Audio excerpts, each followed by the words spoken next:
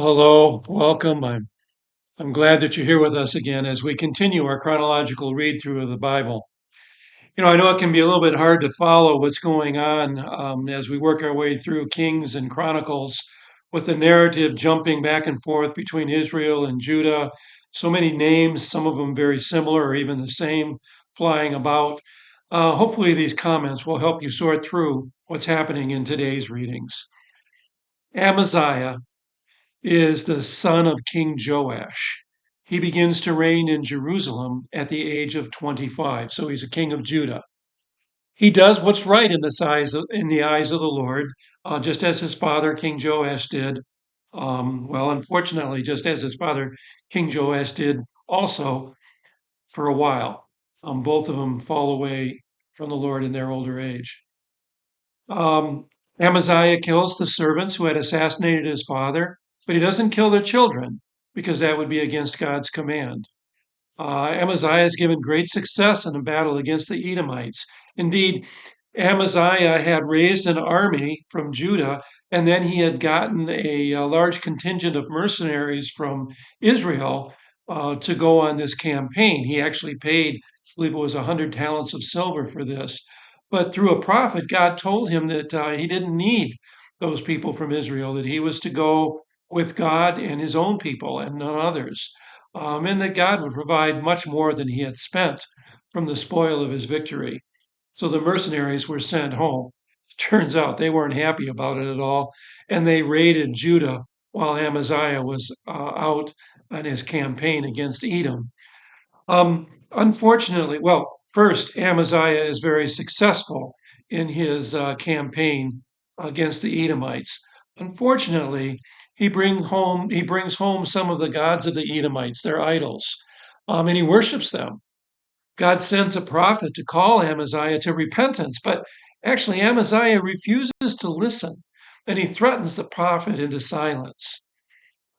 Now, Amaziah, flushed with pride over his success, he threatens the prophet into silence, but not until after the prophet has, or in the process of going silent, the prophet does tell him that the Lord will exact punishment, that Amaziah will be punished for his apostasy. But Amaziah, flushed with pride over his success against the Edomites, decides to take on Israel and King Jehoash. Well, God uses Israel to punish Amaziah for his apostasy. Amaziah is defeated, he's captured, Jerusalem is sacked. Um, Apparently, Amaziah is released because he lives another 15 years after the death of King Jehoash. Um, Eventually, a conspiracy is hatched against Amaziah by his own people because of his idolatry. He's killed by his own people, and his 16-year-old son, Azariah, is made king in his place. After the death of King Jehoash of Israel, Jeroboam, this is another Jeroboam, is made king of Israel. He reigns for 41 years, but he does what's evil in the sight of the Lord. Still, the Lord is patient with Israel.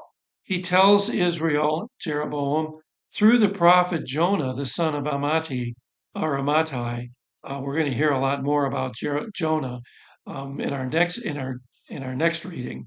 But he tells Jeroboam and Israel through Jonah that he's going to preserve them.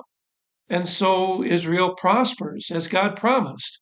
But still, Israel will not come to repentance. It turns out that Jeroboam is the last of the kings under which the nation of Israel will prosper. It will be all downhill from here. Well, may God be with you and bless you. As I say, I hope that'll help, to kind of guide you through the readings that you do today. Tomorrow we'll be talking exclusively about Jonah, or in our next reading we'll be talking exclusively about Jonah. I hope that these discussions are helpful in guiding you through your daily readings. May God be with you, bless you. I look forward to gathering together the next chance we get.